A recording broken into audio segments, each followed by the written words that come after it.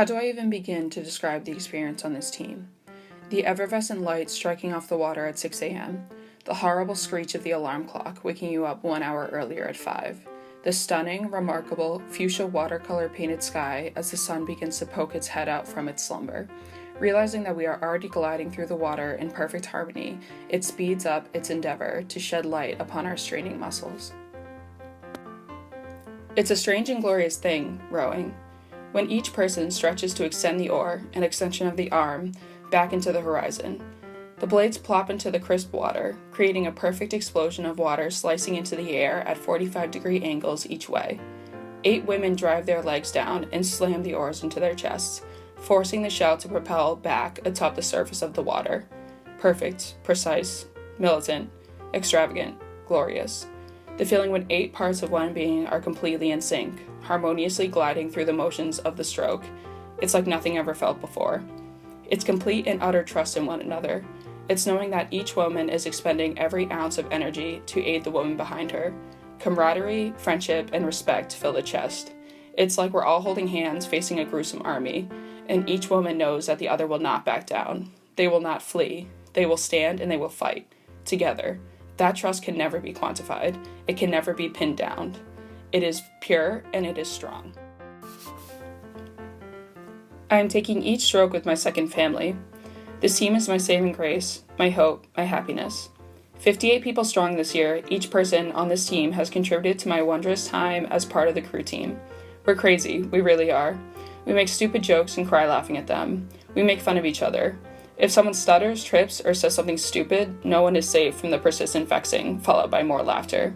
We've seen each other bare ass more times than any friends really should, simply because we've stopped caring, and nothing is more uncomfortable than wet unitards. So naturally, we yearn to strip them off and return to dry sweatpants. We go through week-long spans when we think it's hilarious to hide each other's jackets at dinner in random, obscure places near the area we're sitting in Hoko. One time we managed to grab our friend Ethan's jacket while he was downstairs getting food.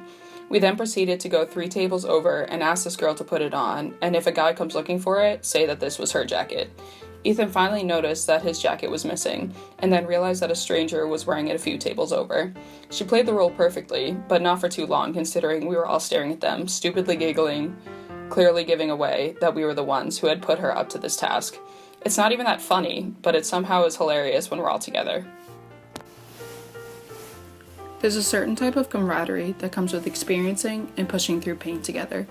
Willingly, we arise from the comfort of our warm, cozy beds and trek down to our boathouse. The sun has not yet risen, but you can always find at least one smile on the salt-whipped face of a teammate. That smile can carry another teammate through the entire grueling practice.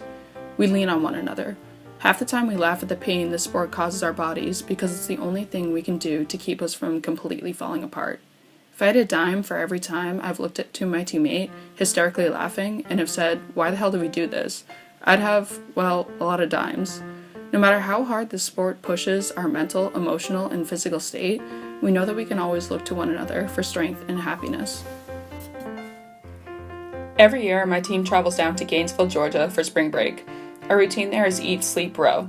2 years ago, I was in the boat with 4 other women, Juliet, Marin, Andrea, and Liv.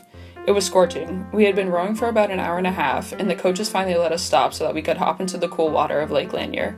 We all hopped out, laughing, and swam around for a while. It was getting back in the boat that complicated things. My 2 friends in front of me hopped in first. Then my friend and I tried desperately to worm our way back into the shell, kicking our legs like dolphins to launch ourselves out of the water. But I overlaunched. When I hoisted myself up, my face went into my footwell and my hips swirled over the other side of the boat, completely tipping the boat over, dumping all of my friends into the water again. Then it was even harder to get back into the boat after that because our muscles were weak and limp from laughter.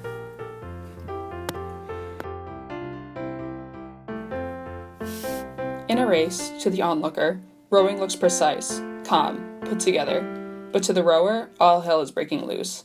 This is a battle and we are the warriors. When your heart is beating out of your chest, when your muscles are screaming at you to cease, when your vision is blurring and you're in so much pain that your mind contemplates all of the ways you could possibly break your ankle while sitting in a boat just so you can have an excuse to stop, you keep going, because you know the woman behind you is doing the same. She is continuing, for you, for the team, for her family. This is the kind of trust we have in one another. It hurts. You've got to want it. But it's a lot easier to want when your best friends, your family, are around.